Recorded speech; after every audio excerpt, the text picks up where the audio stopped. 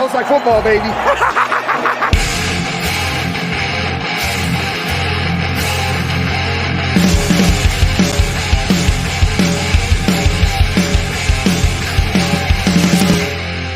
What is up, guys? Welcome into the Fantasy Football Smackdown. I'm your host, Kyle August. You can follow me on Twitter at KyleMonth8. And joining me, as always, on the other side of the mic, he's the excellence of execution. You can follow him on Twitter at JakeTakesFF. It's Mr. Jake. Rip your heart out, Jake. Rip. Back on your side. Back on your side. A little bit of a delay from the audience. I feel like they weren't quite sure if you were done with the intro or not. But now that we're all on the same page, man, I'm excited to be back on the Fantasy Football Smackdown. What's going on, Kyle? Month 8, as we're sitting here in late month 7. We are getting there, almost to month 8. I believe I saw we're 52 days away from football kicking off, which is pretty freaking awesome. I think about all the drafts I have between then and now, and that's kind of scary. But had a startup dynasty draft yesterday on Sunday, if you guys are watching us live on YouTube here on July the 19th. But my good buddy John McGlynn, he hosts a show over there on the Goat District podcast family of shows, and he put together a local in-person dynasty startup draft. That's my kryptonite, man. I couldn't pass it up, so I had to jump in there and immediately homerized the hell out of him with Dak Prescott at the 106. And then your boy, CeeDee Lamb in round 2, wide receiver 5 off the board. I was rolling, baby.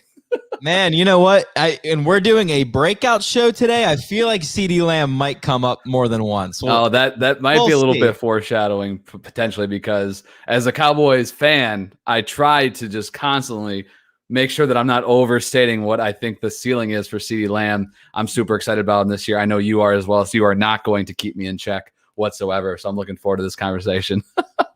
Yes, absolutely, man. You're going to have trouble finding someone who's excited about CeeDee Lamb as I am. You know, and I guess I should wait before we get too into CeeDee Lamb, but my whole thing this year, this is where I'm planting my flag, is everyone's saying Justin Jefferson's the receiver of that class, right?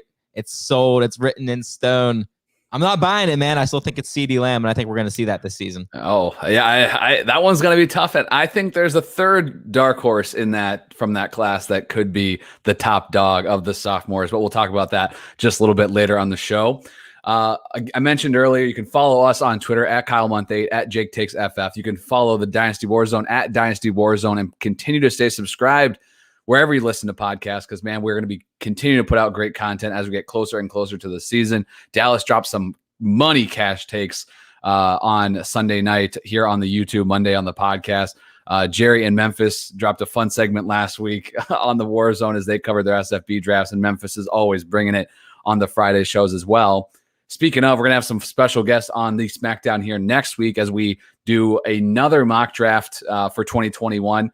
As we wrap up July, as we head into the positional previews, as we get closer and closer to the season. So again, continue to stay subscribed. And if you want to check us out on YouTube, which I highly recommend, especially for next week's mock draft episode, just head on over to YouTube, search Dynasty Warzone. You can follow every show. If you hit that little notifications button, you'll get alerted every time we drop a new podcast there on the YouTube channel. So Jake, I think we should just jump right into it, man, because I think we have some really fun players to talk about today. But before we dive into the names, do you want to give, these terms kind of get thrown around, and I hate even using them, but it's just like the clickbait of the fantasy world. So we talked sleepers a few weeks ago, right? We talked busts last week, and we're talking breakouts on today's show. We hit the trifecta of fantasy Twitter bingo, but what does a breakout look like to you? What does a player have to do in order to break out in fantasy football? Yeah, this to me is just the exact opposite of what we were calling a bust, right? The bust was a player who's going to drastically miss expectations. I think a breakout's kind of the exact opposite. It's a player who, no matter what their ADP is, a player who's going to exceed those expectations by a fair amount. I know you and I were kind of talking at the end of last show after we signed off about what would exactly qualify. And it's kind of weird to put any sort of parameters around that or any sort of from this round to this round. But I feel like anyone that we're going to talk about today, either you or me or both of us, these are players that we think are going to see tremendous value spikes in the 2021 season compared to where they're being valued right now. Yeah, and it ended up like I don't usually like I think a player can be a breakout for the upcoming season, even if they've had a breakout season before. Like my guy last year that I owned on every freaking team, and when he hit, life was good across all of my squads. But Brandon Cooks, like he was a breakout player for me last year. He's already broken out, but Brandon Cooks was a guy that was being taken around like 7 or 8. And I was taking him right there around 6 in every draft, and felt really, really good about his production. And he had a great season. So I know a lot of my guys are pretty young after I was kind of putting this list together. But I think if you guys are out there and you're thinking about some breakout players and targeting these guys wherever they land in your draft, is that it doesn't have to be a young guy at all times. It could be a guy that has put up fancy production in the past, but you just think is going to be better than his ADP. So I know with the sleepers, we looked at the double-digit rounds or later. We didn't really limit it here. It could be anybody. So this could be some earlier round players, mid-round players, late-round players.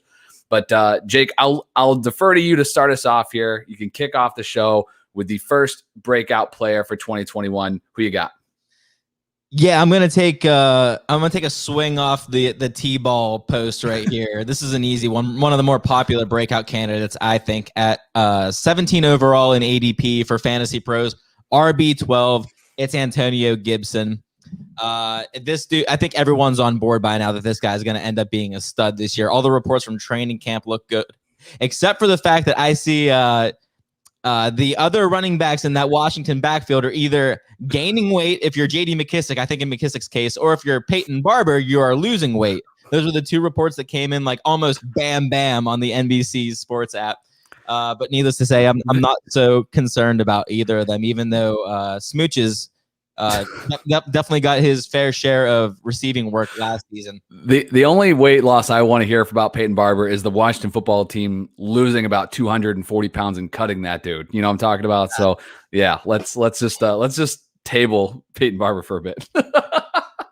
Antonio Gibson converted just 170 attempts. That was all he had. 170 attempts into 800 yards. So that's a respectable almost 4.7 yards per attempt. I like that. But what I really like is that 11 touchdowns as a rookie.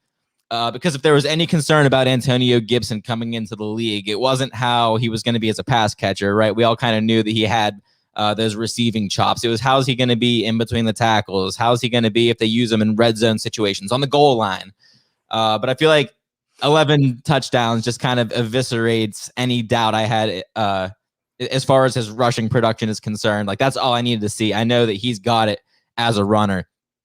Now let's factor in the fact that Gibson stands to see an enormous spike in snap share in 2021, just 45% in 2020. That was 39th in the league. Let's also factor in that Washington, I think that whole offense stands to look a hell of a lot better with Fitzmagic under center. I mentioned how skilled the Gibson is as a pass catcher, man. What happens when Ron Rivera has that epiphany? And actually, Rivera might have even made this comparison before out loud to the media, but what happens when he realizes he has Christian McCaffrey 2.0 sitting right under his nose and Antonio Gibson, and he gets that Christian McCaffrey workload? Then it's Antonio Gibson to the moon at that point. I think that some running backs just have different paths, man. To you get your guys like Saquon who come right into the league and they dominate in year one. I kind of expect Najee Harris to be kind of the same type. But then you get other guys like Derrick Henry who kind of get eased into the league, or Christian McCaffrey. You take that route where even though everyone knows how much of a beast you are, you've shown this talent, you kind of have to like earn your stripes. It's that weird football coaching mentality, I guess. But I think Antonio Gibson kind of falls into that category, and I think he's earned those stripes, and he's going to make his mark on the league this year. I'm, again, not relatively worried about anyone else in that Washington backfield. It's the Antonio Gibson show, and his value is just going to skyrocket. I have no problem with RB12. What do you think about his current ADP? I don't know if I'd call it a value, but I'll certainly buy at RB12. Yeah, and actually, I'm going to answer your question with just rolling in, because this is interesting that you picked Antonio Gibson to start with, because the running back that I chose as a breakout candidate is somebody that I was comparing to Antonio Gibson. So I think I'll start with that, and we can talk about these two guys together, and then roll into this. We're doing I forgot to mention at the top two. All these ADPs, we're using Fantasy Pros, half PPR right now. It's still mid-July, so lots to still shake out here.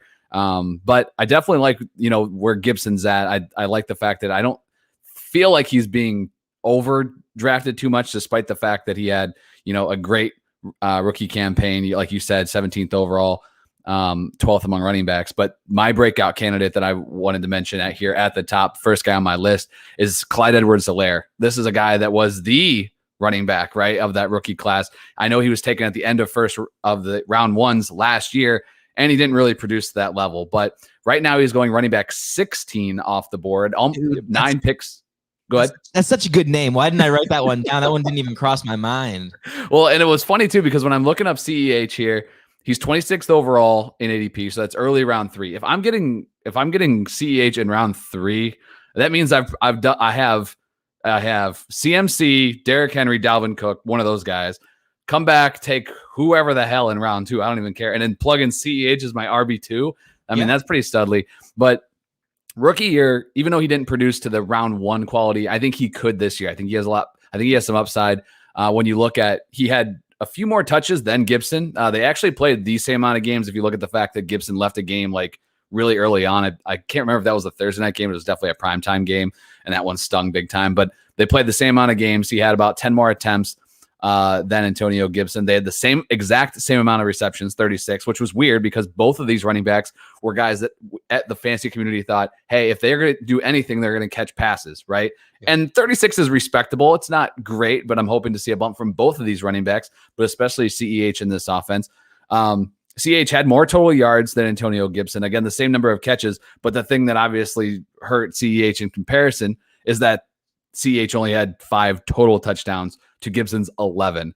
I think that number takes a jump from 5. I think that takes a leap for Edwards-Helaire in year 2. Again, 16th overall at the running back position, 26th overall at the beginning of round 3 in your drafts. I think this is a running back that I would love to target as my RB2. It has a ton of upside in the best offense in the NFL. So these are 2 sophomore running backs. I think we're going to be talking about a lot of sophomore running backs.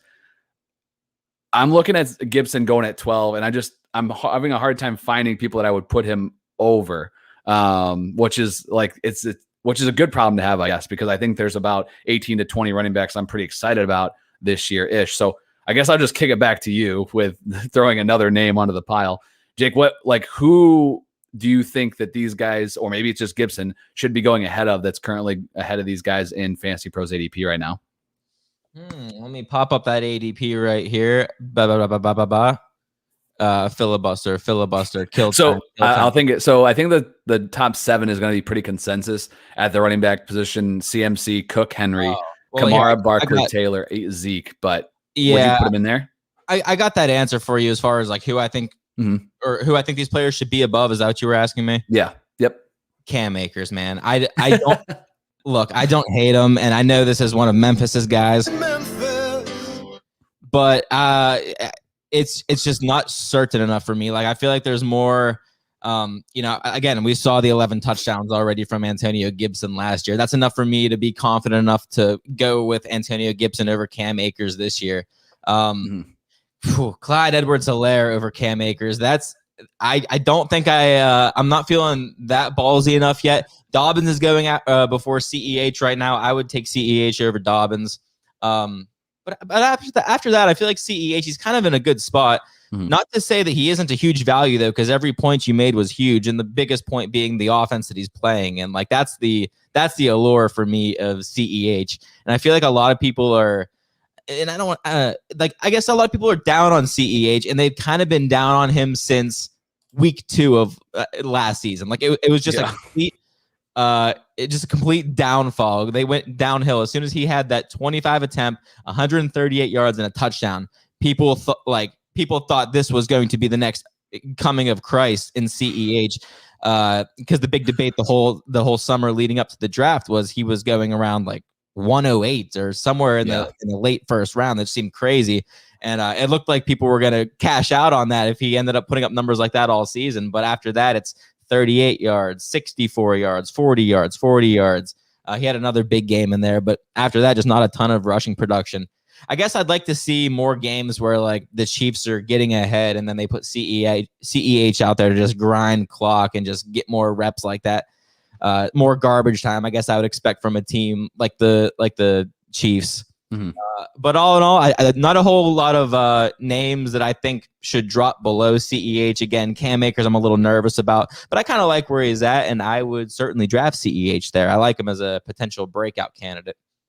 Yeah, for me, when you look at Akers is kind of the one, like, again, all these sophomore running backs are exciting and fun to talk about. Like Akers, for me, would be third behind these three guys when you're just talking about just the sophomore running backs.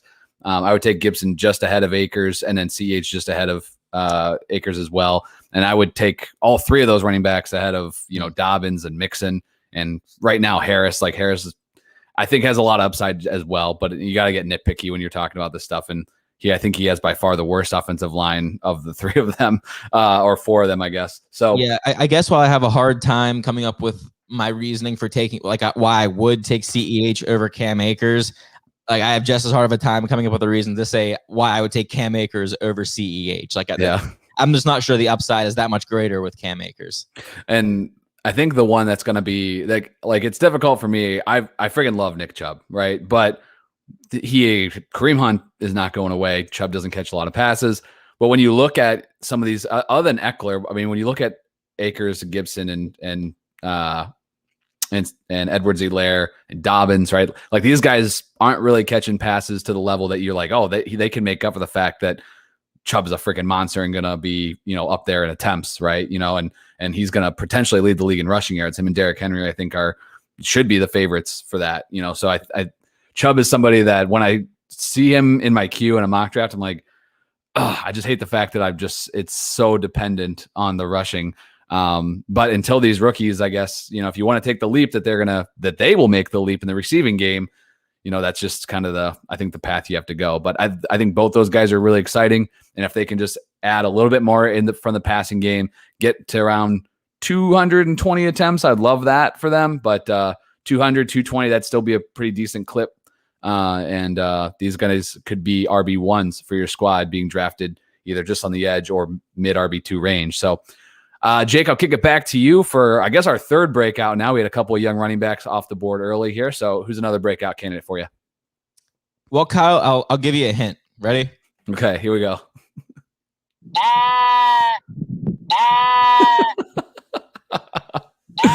We're jumping into CeeDee Lamb already, huh? Let's go, baby. You know what? Let's just rip it off like a Band-Aid. And you know what? Before we get too into CeeDee Lamb, I should preface this by saying this sound effects machine I have here, I don't think it's as cool as Memphis is. I think he can load in. We're backing off now. We're backing off. Last week it was a challenge and throwing down the gauntlet. Well, now here's the thing. I feel like he can he can have a bunch more preloaded than I can at one time. I can play 1, 2, 3, 4, 5, 6, 7, 8.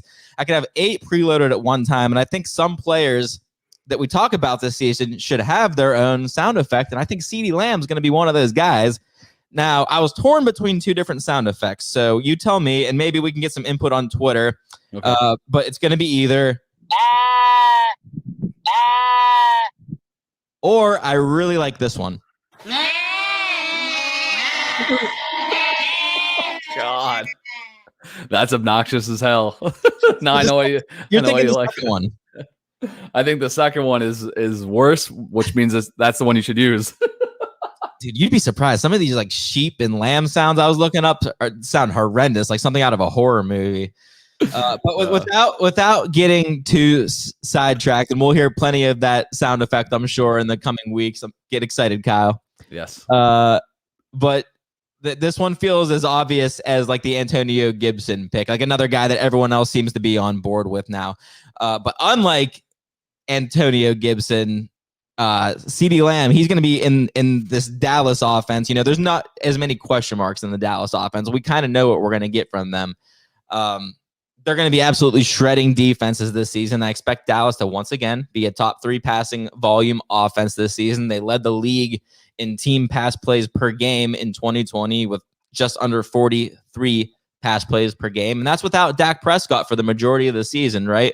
And I guess that's a testament, right, Kyle, to that ever so beastly defense that Dallas rolls out there every Sunday. Just a Just and a reminder that go ahead. I was gonna say, and one that they brought in a newly fired Dan Quinn to come save the day. So I'm sure that'll work out great. Yeah, that's Look, great idea. yeah, okay. We're not gonna start hating on Dan Quinn here. He did his best. And I guess I'll reference my CeeDee Lamb versus Justin Jefferson beef once again here. But Justin Jefferson, when he went in and he had this crazy historic season last season, it was him and it was Adam Thielen that he had to compete for with targets. And CeeDee Lamb, he's going out there and he's going up against Amari Cooper, and yet still with Amari Cooper, he's competing with Amari for targets. He's got some mix of Andy Dalton and is it Ben DiNucci? Ben DiNucci, yeah, he was out there for some games. Yeah. And CD still put together a reasonable season, 74 for just under 1,000 yards and 6 touchdowns. Like, I know it's completely overshadowed by what Justin Jefferson did, but do not be surprised when with a full season with Dak Prescott, mixed in with an increased snap share. I wrote down here somewhere, CeeDee Lamb had a super low snap share. I had 63%. I don't. That sounds right. Looking, yeah. Just those two factors alone, I think he's gonna just put together a beastly season. Dak, I think, actually even said it himself that he expects CeeDee Lamb. He might have even said the word have a breakout season in 2021. I'm curious, Kyle. Did you also write down the name CeeDee Lamb as one of your breakouts? Had to, man. Wide receiver 15. I forget if you mentioned it, so I'll repeat it. Wide receiver 15 right now in Fantasy Pros ADP, 42nd overall. That's mid-round 4 for you math elites out there. And the crazy thing is, like, if you look at Fantasy Pros, it breaks down different sources. Like Yahoo actually has them ADP-wise at wide receiver 19. So, I mean, I think that is unbelievable if you can get him any later than even wide receiver 15. I think this dude is a wide receiver 1 right now. Yep. I think him and Cooper can both be wide receiver 1s this year because this offense is going to have to go off every single week. This defense is hot garbage. They added Micah Parsons in round 1. That doesn't fix it. They have multiple holes on this team, and one linebacker is not going to fix this defense. Even one scheme change is not going to fix this defense. So this is an offense that's going to have to be clicking all year long. I think CeeDee Lamb is the guy that's in line for even more targets. He had fine numbers last year. He was still wide receiver 24 as a rookie. But I think this guy's going to see even more opportunity, more snap share, and somebody right now that's going behind guys that I'm taking him easily over, like Julio Jones, Mike Evans. He's going behind Chris Godwin in Yahoo ADP right now. He's going behind Adam Thielen, Robert Woods in Yahoo ADP. Like, I just don't. I think this kid has extremely high upside. Not only can he be I have him ranked at 12 right now among receivers. I think he even has more upside than that. I want to push him even higher, but again, I'm trying to pump the brakes on myself because I'm like, I don't want to come across as a homer, but I just think everything is falling in line for this kid as far as volume, game script, elite talent, and obviously a stud quarterback coming back this year in Dak Prescott. So I just see if he's sitting there in round 4, I don't see how there isn't an owner out there that wouldn't want to grab this kid, but rose-colored glasses, I don't know.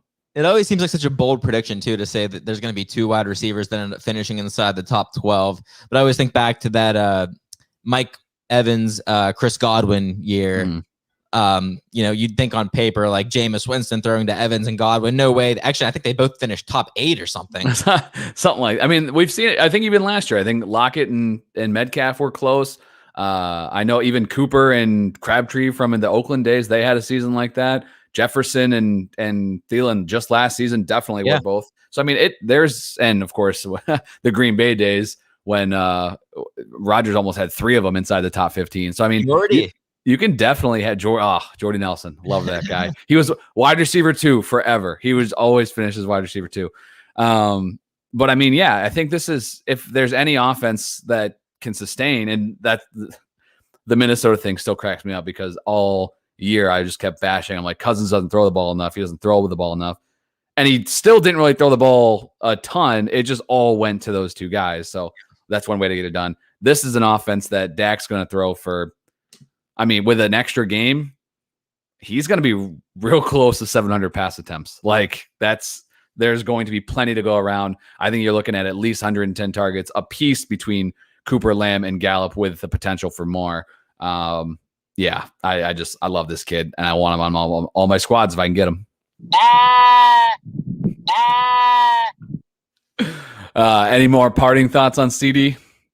Nah, I just figured I'd close it out with a quick little bah. That's what I figured. So I'm going to jump into another guy here. I'm going to go back to the running back position.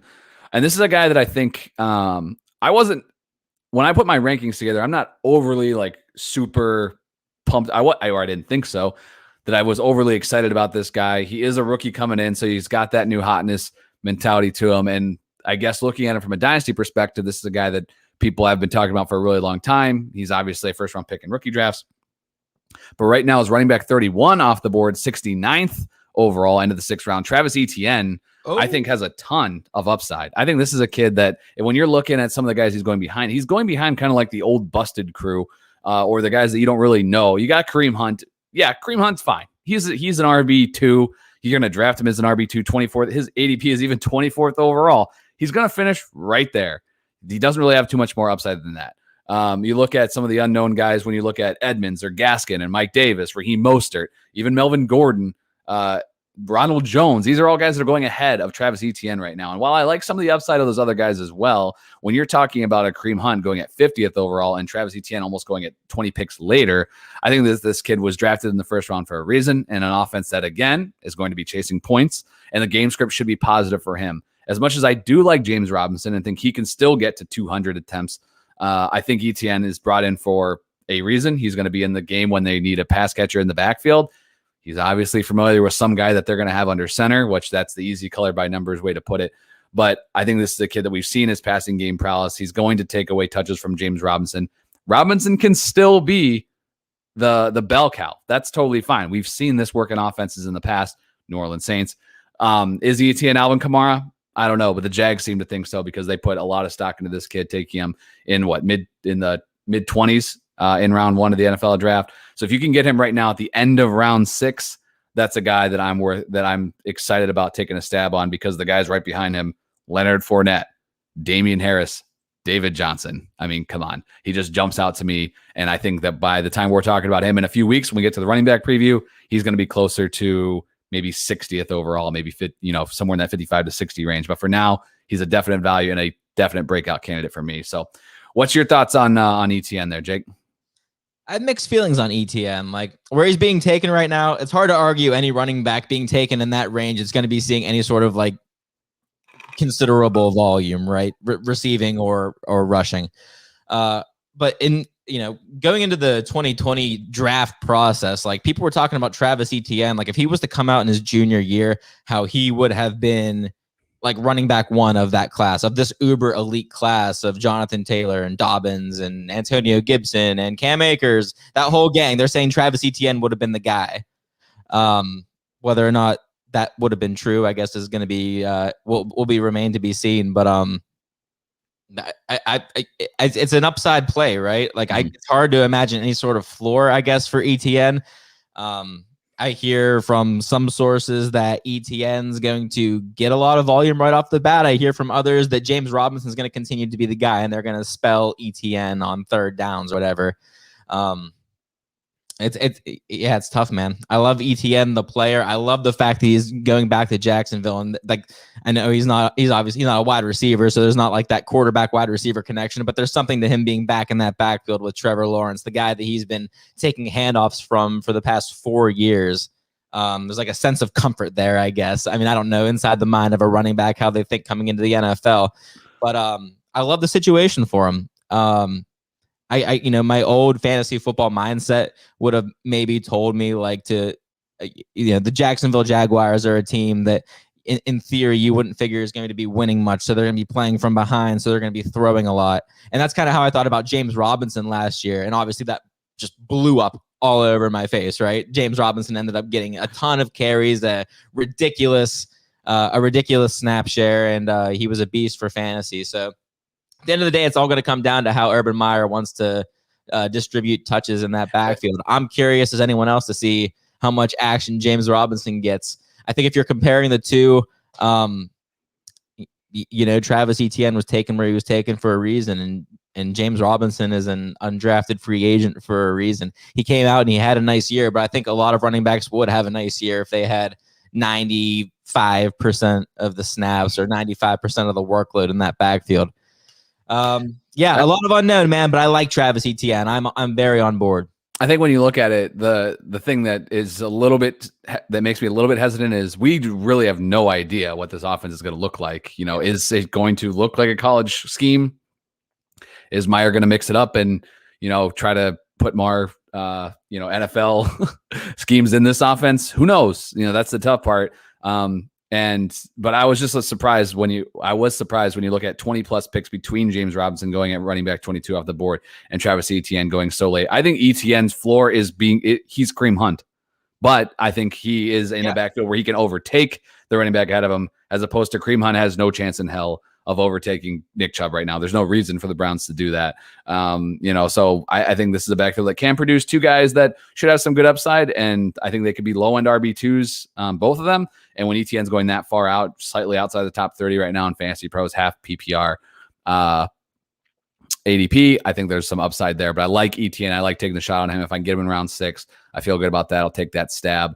As right now, the third rookie running back off the board in ADP, just behind Javonte Williams. So depending on where you're looking at. So, all right, Jake, back to you, man. Who's another breakout candidate for you for this year? You know what? I'm excited to get into the tight end position a little bit. Whoa, we talked about tight ends like in all the last 2 weeks. I feel like I don't think so. I don't think so. But we're going to today because TJ Hawkinson is going to break out all over everybody's faces in 2021. The general rule of thumb for tight ends in fantasy football, so I hear, is 3 years it takes before you finally reach, I don't know if it's your prime, or perhaps it's 3 years until you break out if you're a tight end. That's how long it takes for you to go from college level ball to adapt to the way they play in the pros. And 2021 will be year 3 for TJ Hawkinson, and I feel like he could not be in a better situation to just ball out. Correct me if I'm wrong, but I feel like Hawk should be the early favorite for targets in that offense, a receiver core that consists of Tyrell Williams, a sleeper, Rashad Perriman, and my boy Amon-Ra St. Brown. But Hawkinson kind of, for me, in my own personal rankings, represents a tier break as the last, like, can't miss tight end. After Kelsey, Kittle, Waller, and Pitts. You know, a guy like Mark Andrews gives me a little bit of pause. I'm not totally out on him, but I'm more confident this season rolling with TJ Hawkinson than I am Mark Andrews. I feel like there's question marks surrounding that Baltimore offense this year. They brought in some receivers.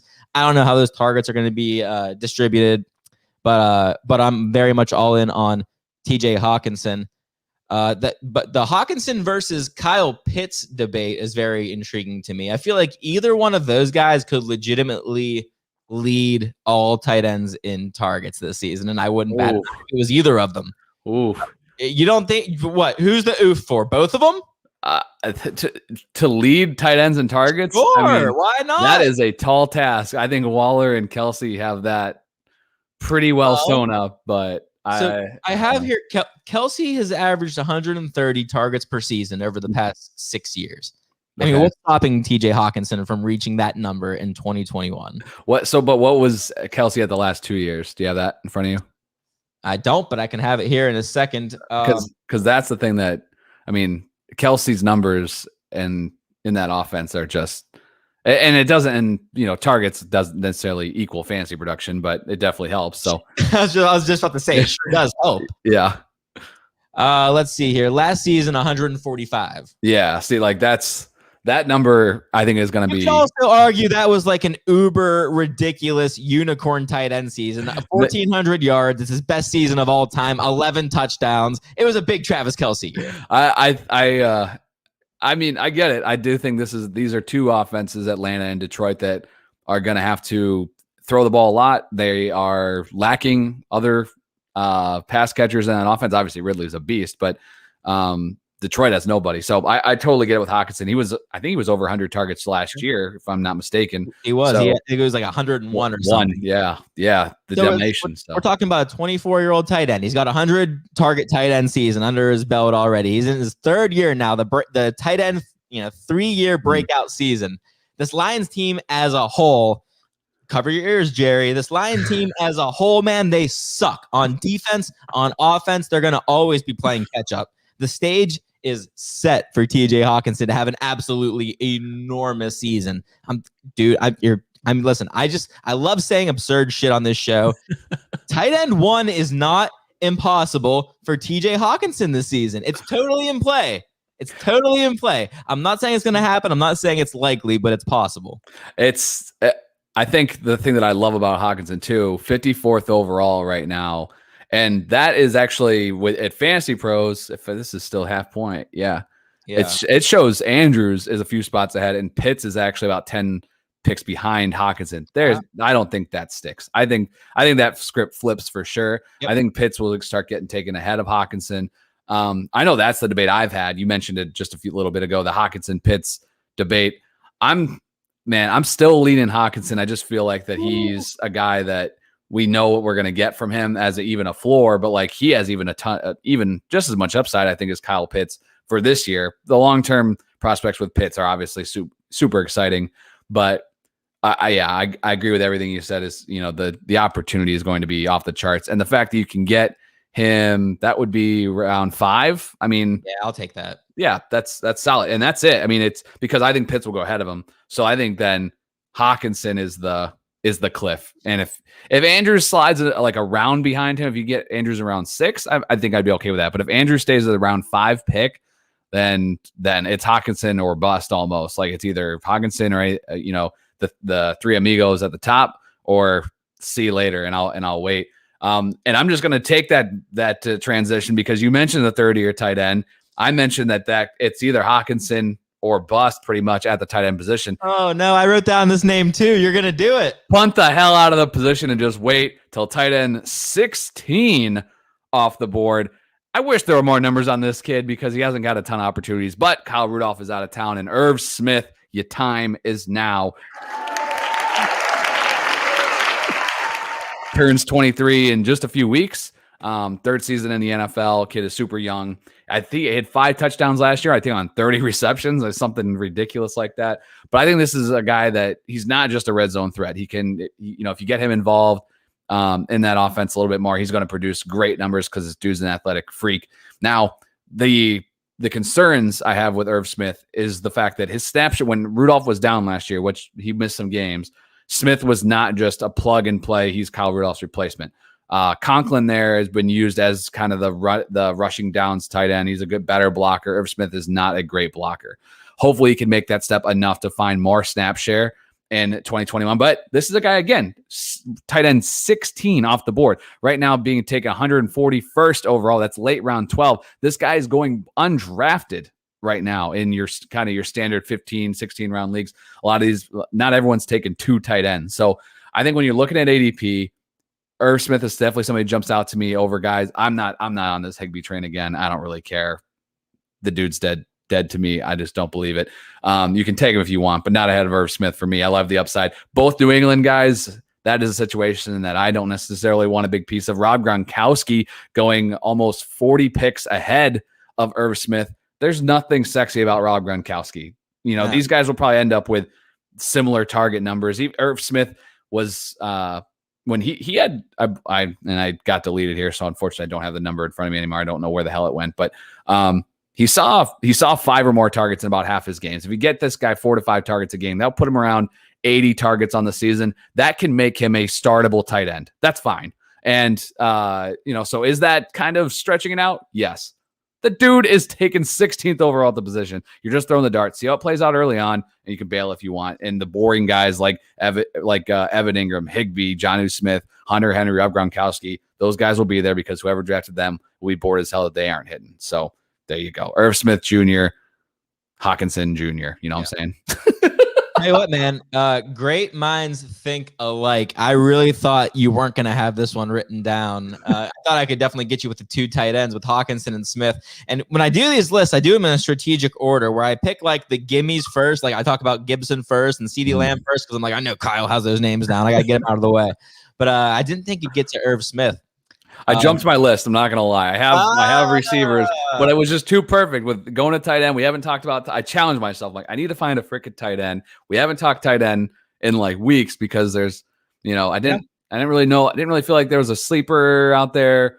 They're all busts to me. If you and like pretty much if you're taking any of them between rounds like 6 and like 9 or 10 for sure. So yeah, I'm not going to take Gesicki, at around 100th overall, or Logan Thomas just before that. Like those guys just don't interest me. I think that they're upsided compared to the players that are going there at other positions.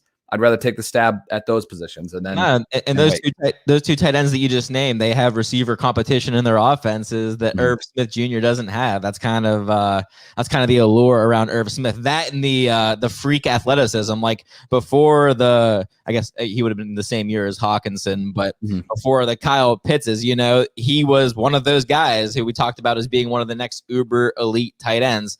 And you spoke to this being the magic number 3 year for Irv Smith too. Dude, this guy's just 22 years old. That is wild to me. But for me, it's all about the lack of receiving options in Minnesota, especially if Justin Jefferson or the 31-year-old Adam Thielen were to miss a little time this year. I am all about plugging in Irv Smith. Sounds like a great DFS play. With Kyle Rudolph out of the game, I think where'd he go? The Giants. Giants, yeah, right. Yeah, that was like 3 times. Like he failed his physical, but then they still signed him or something. I don't remember. But it's funny how you broke down the numbers because I did something super similar. Looking at his targets last season, 43 targets I have for Irv Smith, and I kind of did the math too. I'm like, okay, so Kyle Rudolph's gone. So in my when that happens in your head, how many targets now are we going to assume for Irv Smith Jr. in 2021? Like you had 15, you had 20, plus his he didn't play a full season. If you extrapolate his targets throughout the entire season, he's looking more at like 53 or so targets right there in 16 games. So what I had here is like 70 to 75 targets. I think you said 80. So our math checks out. It seems right on. And those numbers don't seem like a big ask, and they don't seem like sexy numbers. But again, this isn't a guy that we're saying is going to break out to top 5 tight end status. This is just a guy who, if we're going to punt the tight end position, and Irv Smith is currently being taken at 141 overall, tight end 15. This is a guy who I feel like should be able to finish inside the top 10 tight ends with relative ease. Hayden Hurst was tight end 9 last year.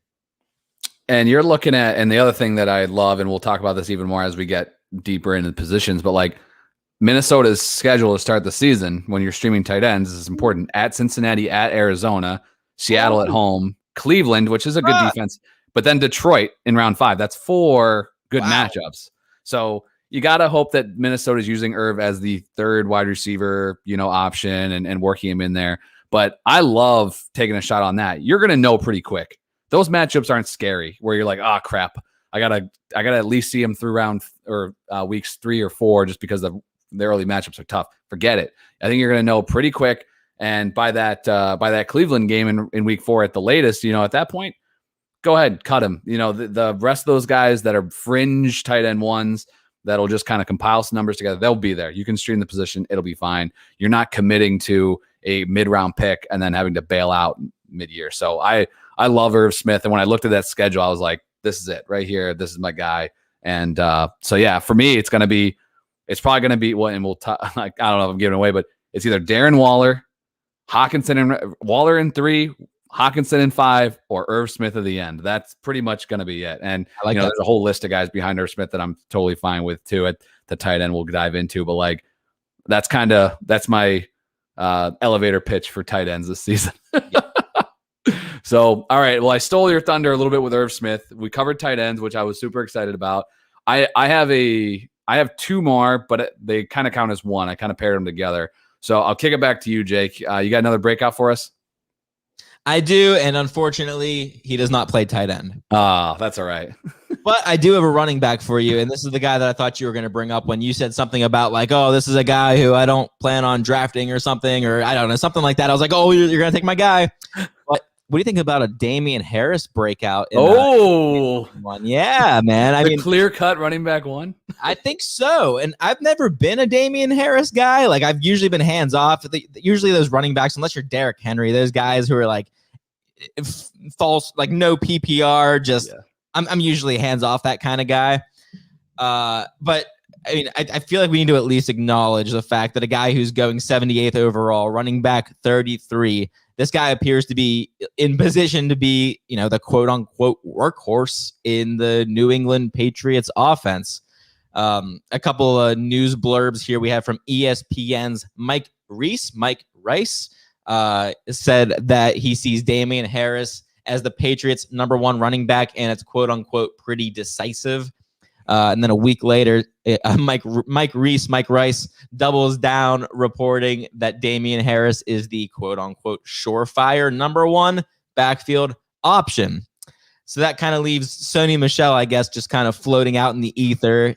He enters his 4th year in the league this season. And he's had every opportunity in the world to seize that running back 1 role. And at this point, I got to believe it's just not going to happen for the guy. It's weird to think that him and Nick Chubb used to be like considered like equals when they were coming up in Georgia. Actually, Michel was taking like 2 or 3 picks before Nick Chubb. Yep. You screwed up that one, Patriots, if you needed me to tell you. As far as Damian Harris, though, the Patriots were 3rd in the league in run plays per game last season, 31 run plays per game. So the volume is plentiful for Damian Harris, especially if he's getting all the volume. The Patriots are a team that has one of the best offensive lines in the league. I also thought it was worth noting. I love referencing playerprofiler.com whenever I get the chance. And they chart a stat where they show you the average defenders in the box against a running back on the season. And Damian Harris averaged more defenders in the box than any other running back in the league. 7.4 defenders in the box. 7.4 guys up or near the line of scrimmage. So, and despite the defense constantly clogging up the line of scrimmage, always being in this guy's face, no easy running lanes, Damian Harris is still able to average a super impressive 5 yards per carry in 2020. Like, I was floored when I saw he was averaging that. I had no idea. But the reason that defenses are able to sell out to stop the run like that is because they've got 0 passing game threats, or at least last year, 0 wide receivers. They've got noodle arm Cam who can't throw the ball to save his life. So if the Patriots can just, and this is just a theory I'm throwing out there, if the Patriots can just marginally, just by a little, improve their passing game, and maybe that starts with getting Mac Jones under center. But you could very much see a scenario where maybe Damian Harris doesn't have to face as many defenders in the box. He gets nicer, easier, wider running lanes, and maybe he's just that much more efficient in 2021. But I think I hate to say I'm in on Damian Harris. He's certainly not going to be a guy that I'm going to plant my flag on because, again, the receiving upside seems to be little to none. In an offense where I believe James White's still very much in the picture, right? Yeah, he re-signed as a free agent this year, unfortunately. Yeah. But aside from the receiving work that James White's going to get, I feel like it's going to be the Damian Harris show, and we get Sony Michel sprinkled in on very rare occasions. Mm-hmm. Again, I'm not super excited about the Patriots offense, but if he's going to get all the carries on a team that's going to run the ball, at a top 3 rate in the league, then sure, I'm interested in that guy. If we're playing half PPR, I'm especially interested in that guy. If you're in a goofy standard scoring league, then I'm very interested in Damian Harris at that ADP. But what are your initial thoughts on Damian Harris? Because I had to come around on this guy to do a full 180. Yeah, I think so. Some of the things with Harris, you look at the storyline for even last year, he was like the running back in camp, and then he broke his finger. And somehow that turned into like a 6-week injury. And then when he came back at the exact same time, Sony Michel got injured, so that maybe they patrioted around it. But so we never really got to see hey, was this kind of smoke? He kind of just got the job, and he put up some decent games last season. When I saw his ADP, and you're obviously seeing these news reports, so he's probably creeping up just a little bit. If he separates himself from the David Johnson and James Connors, he's kind of the head of that group. I'm definitely good with that. He's going right now, like you said, 78th overall. Again, kind of, not that I don't like these guys, but Myles Gaskin, 45th overall. Chase Edmonds, 60th overall. Mike Davis, 62nd overall. Mostert, 63rd overall. Like these are guys that that's definitely the cliff. The RB2s have gone, and it's just now you're taking some shots with some, potential upside. These guys could see some carries. I think Harris is a pretty good lock to see more attempts than most of those guys. It just depends on what this offense looks like. And I think you kind of alluded to it too. The lack of passing weapons last year definitely hurt. They added, regardless of what you think about their wide receivers, Aguilar has had some moments since leaving Philly. And I don't like them for fantasy, but adding John New and Hunter Henry are great. That's better than anybody they had last year in that passing game for sure. So, and I think for me, what I want to see is I want to see Mac Jones under center. I want to see a quarterback that's not going to snipe every damn goal line rush out of this offense, that's what Cam Newton does. So if Cam Newton's the quarterback, you're probably drafting Harris, maybe even a little bit right about 33 overall my running back. That's fine. But if you can draft him there and just say, hey, I'm going to take a shot, because if Mac Jones gets under center, this guy's at least a low end RB2. I could buy that, so I like the price tag right now. We'll see. These positive reports are great. I'm hoping it kind of keeps him right in check. I don't really see him jumping Javonte Williams or Travis Etienne. So I think this is about as high as he's probably going to go. And I like that. So I'll take him right there around 80th overall. It's solid. Yeah. I like Damian Harris, almost like a desperation play for a team that waited on running back too much. I keep thinking back to that first mock draft or that last mock draft we did with the other DWZ guys and Jerry coming around and taking David Montgomery in round 3. Wouldn't you have so much rather taken anybody else, any stud wide receiver, and then snag Damian Harris how many rounds later? What's going to be the difference at the end of the season? Unless you're a huge Monty believer or you are David Montgomery listening to this podcast, I apologize, but I feel like at the end of the season, their stats aren't going to be extremely different. Yeah, and we'll dive into it more, but Jacobs and Carson, they're right around 19th, 20th for me. That's it. That's the line. Once I get past that, it's kind of if one of these guys falls super far, I'm good. But otherwise, yeah, I'll be fine just taking Damian Harris that late and whatever, So I agree with you. I don't think the gap is that wide between around 21 to 24, that range, all the way back to where Harris is at, which is just outside of the top 30. So I like that call. I think the opportunity will be there and could be a great value on draft day. I got my last one here, I guess. When I put these guys together and cheat, take 2 names off the board here. These guys are going at 73rd overall, 81st overall. These guys are teammates. These are wide receivers going at 28th and 31st. Why in the hell are these 2 Cincinnati Bengals wide receivers outside the top 24? T. Higgins and rookie Jamar Chase. What are we doing? These guys are on an offense. If you think the Cowboys are going to throw the ball a lot, watch the hell out, because this Bengals team is going to be chucking the ball a ton as well. If you've been on Twitter or taken a breath listening to any podcast, you know that Joe Burrow threw the ball 40 times a game in his 10 starts, and that's going to continue in his sophomore season. I'm thinking he's going to be good to go to start the year. A lot of the reports have been positive that he's going to be a go for week 1. T. Higgins saw 8 or more targets in 9 of the 14 games that he played. He played 16 games technically, but week 1 and the last week, his snap shares were 10%. I don't know what the hell the Bengals were doing. They probably don't even know what they were doing. But when T. Higgins was actually on the field, 8+ targets in 9 of 14 games. That just speaks to the volume that these wide receivers are going to see. When you look at the carcass of A.J. Green running around out there, he saw a 76% snap share, which all 3 of the Bengals wide receivers were 74+, and all 3 as far as snap percentage. And they also over 100 targets. Jamar Chase is going to walk right into 100 targets. Easy in this offense. The dude is an absolute monster of a talent. I love me some Tyler Boyd. Don't get me wrong, but come on now. These 2 guys are absolute freaking studs. You got T. Higgins as a second rounder in his sophomore year. Jamar Chase as a top 5 pick in the NFL draft, walking into 100 targets easy with his college quarterback in an offense that's going to have to produce big time to keep them even remotely in games. So are we for real? Round 7 for either of these guys? I'm taking these guys. I'm taking them in round 4. I don't care. If that's an overpay, good for me, because the minute you leave the draft, doesn't matter where you draft these guys. I want them on my squad. So I don't think they're that far. As much as I love CeeDee Lamb, if he's wide receiver 15, I don't think these two guys are that far behind him as far as, if you're putting him at wide receiver 15. I think there's a lot of names that these guys should be going ahead of. So I love me some T. Higgins and Jamar Chase, even for this year in 2021. Put it down. I love these dudes. Jake, what's your thoughts on these Cincy wide receivers?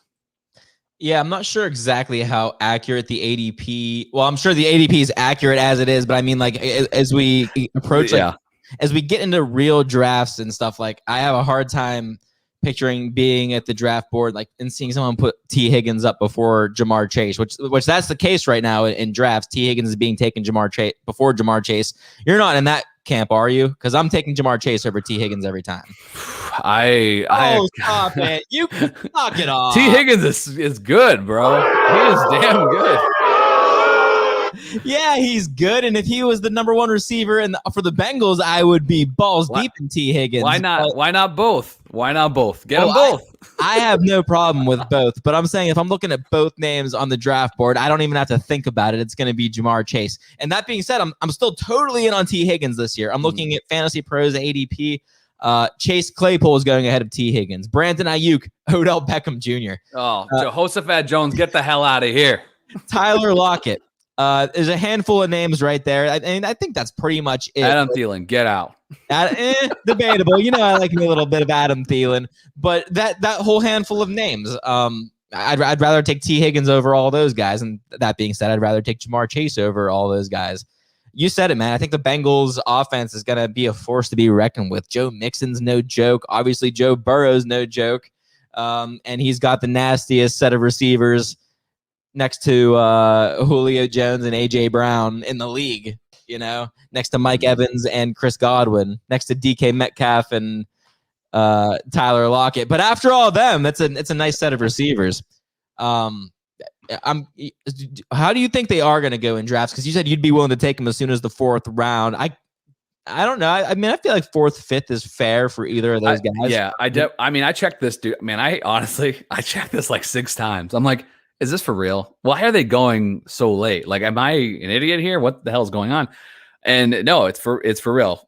T. Higgins, wide receiver 28, 73rd overall. Jamar Chase, 81st overall, wide receiver 31. I don't get that. I think that they'll probably go closer to what's that going to be? I think round 5 is where these guys are going to shake out. I think that's where. I mean, that's a 2-round jump. But I'm still good with them there. I'm taking either of them there off the board. I don't really care which one. I'll take whatever one's left, I guess, for me. But I just think these are two uber talented guys. Odell Beckham before either of them is egregious. Dude, this is coming from the dude who loves Odell Beckham on the show. I think that's absolutely. I would take both these guys over Julio, and Julio right now is going at 40th overall. I mean, so I don't know, but if that's value that you can suck up, you can take your wide receivers knowing that you're going to grab one of these 2 Bengals wide receivers as your wide receiver 2. I'm locking that in, and I feel really, really good about these. So, a lot of this has really been pointing to throughout the show for me is like, give me the guys in high volume offenses, where the game script's going to be going their way when you talk about Lamb and ETN and these guys. But man, I think the value's off the charts for those 2 wide receivers. So we'll see, but big fan of those guys. And I think they're going to produce big this season. I got one more guy for you. What do you think? Take us home, bro. Let's do it. All right. This guy's name came up a couple times this episode in passing. And now that I'm thinking about it, this is the guy that I thought you were going to take. When you took Travis Etienne, you said like 69 overall, Travis Etienne, or something like that. Well, the guy I have here is at 70 overall, RB 31. It's Javonte Williams. I know that Javonte Williams is one of Memphis's guys, right? Yes. And I only said that so I could hit the button. But prior to the NFL draft, before Javonte Williams was even a Bronco, I viewed Melvin Gordon as a screaming value, as the RB1 in what I would consider to be an ascending offense, a solid offense, especially, big contingency, big asterisks right here, especially if Teddy Bridgewater takes over for Poopy Locke. Recent reports I'm reading are predicting Javonte Williams to start in week 1 and lead the Broncos backfield in rushing attempts in 2021. So I'm trying to figure out if all this hype is more of a testament to Javonte Williams and the skill he brings, because he was a consensus top 3 running back in this class. Is it more of a testament to the skill he brings and how much Denver likes him? They moved up in the draft to get him. Or is it how uncomfortable they are with going forward with Melvin Gordon being the guy in that backfield? Philip Lindsay's no longer in the picture. He's with Houston. Melvin Gordon had some off the field issues last season, but statistically speaking, he really wasn't all that bad in 2020 as a whole. Just under 1,000 rushing yards and 10 total touchdowns, a respectable 4.6 yards per attempt. But Melvin Gordon, he's also one of the more fragile players in the league. He was not getting any younger. 28 years old. He's had multiple knee issues. I think a hip problem. Mm-hmm. And while I expect Javonte Williams to be a guy that you can start on a weekly basis, like in a flex position on a weekly basis. I think he's going to hold that kind of value, even with Melvin Gordon in the picture. But there's a very real scenario where Melvin Gordon ends up being hurt. He misses a game. He's on the IR. And if that's the case, then Javonte Williams is going to be one of those must-start guys that you're going to see in every article on Twitter that week. He's going to be in every DFS lineup. He's going to be a week winner if it's just him in that backfield. Mm-hmm. All that being said, I think there's a nice floor for Javonte Williams, especially if he's used in the red zone, if he gets those goal line opportunities. But there's a super high ceiling, too, if Gordon ends up finding himself on the IR, which I hate to say it because we don't bet on injuries or anything, but it almost seems likely for 28-year-old Melvin Gordon, who, again, has had multiple health concerns in the past. Seems like he's one bump to the knee away from Todd Gurley territory, if you know what I'm saying. But again, I know Memphis likes Javonte this year as the big breakout running back. What do you think of Javonte? Obviously, you're going ETN over Javonte. I would, and this is the one thing, and I'm hoping as we get a little bit more close to the season, it'll start shaking out. Like on Fantasy Pros, it has Williams as RB30, 70th overall, ETN RB31, 69th overall. Like, doesn't make any sense. You know what? I have noticed that if anyone's listening to this show and they could explain that to me, I would love to know, because I have wondered that many times myself. Yeah, it's weird. But anyway, I think both guys are great values in the 6th round. I was kind of hoping the positive reports would pump the brakes a little bit. I know Memphis has talked about in the War Zone is that he sees Williams as a league winner from the standpoint of, like, he might not be a guy that does stuff right out of the gate. And he was saying this way back, like following the draft, like the day after they picked him. It was like, he's going to be a guy that might start a little bit slow, but he's going to take over this backfield and he's going to be killing it when it matters, right?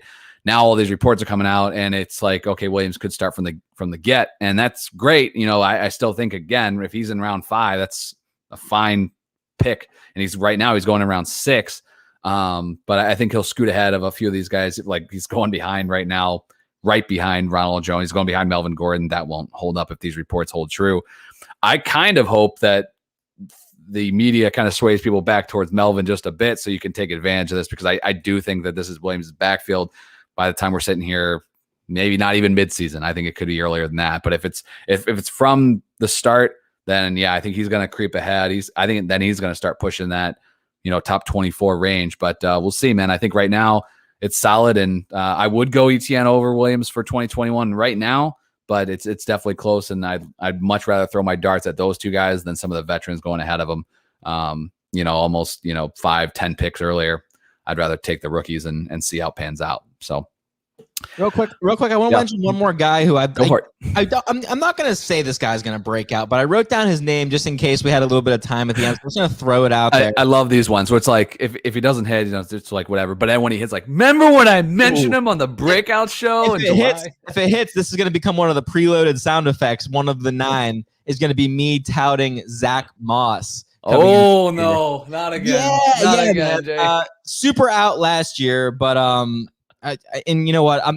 I'm just a little out this year. Like, I'm not ready to say that I'm in on Zach Moss, but there's something weird about he's going 98 overall. He's RB 39, and he might be the RB1 on one of the best teams in the league, right? I mean, I don't know about you, but I think Devin Singletary is poop. I'm not into Devin Singletary, so I feel like that shouldn't be a hard backfield to take over, to overcome. If he is half of what he was advertised coming into the league, I don't know. I think Zach Moss should be able to overtake that situation. We should see a second year. Maybe I'll say that. Not a breakout from Zach Moss this year, but there should at least be a nice second year bump, I think, coming for this young gentleman. Are you 1,000% out on Zach Moss? I'm not taking either of those. I'm not. At RB39. Come on. Come on. I don't want that. I don't want him on my team. Kyle. I don't need that. Shut up, Kyle. I'm glad that's still in the queue. I don't need Zach Moss in my life. That if we were doing a podcast that was on guys I will never draft, it would be Zach Moss. I don't see any upside with him. Well, then let's just pretend I didn't throw out that name, and you can have him. You can have him. That's fine. You can have them. Man, Jake, this was a ton of fun. Appreciate it. And I love the fact that obviously we're preparing, but separate. So like when we're on this show, and there's some overlap that it's good to see we're on the same page with some of these guys. Maybe we're not on some of them as well, but Zach Moss is fine. Yeah, you can have, I mean, I got 100th overall almost. Okay, go ahead. Give me Gus Edwards, baby. Come on, okay. Let's go. Anyway, but man, we're gonna be back here next week. I think next week will be the final show of July. We're doing our another mock draft episode. We're gonna have some guests on. Again, check us out on YouTube because you'll be able to see the whole draft board as we take you through it. This time, Jake will not let Mother Nature take him down. He will be on the show making his picks live. We're going to take you through our selections. So really looking forward to another mock draft as we get closer to draft season. Again, you can follow me on Twitter at KyleMonth8. You can follow Jake at JakeTakesFF. And of course, stay subscribed to Dynasty Warzone and 5-star reviews, man. Mini rant. I know Memphis and Jerry are too nice, and they talked about a 2-star review that somebody left on this feed. And I'm like, screw that dude. I don't care what he has to say. Yeah. Get 5 stars only, baby. Come on. If you don't like what you hear, get out of here. 5 stars in all seriousness. Let's do this thing. Let's get these ratings up and make it a good 2021. We'll catch you guys next week with a mock draft. Jake, see you later, bro. Listeners, take it easy.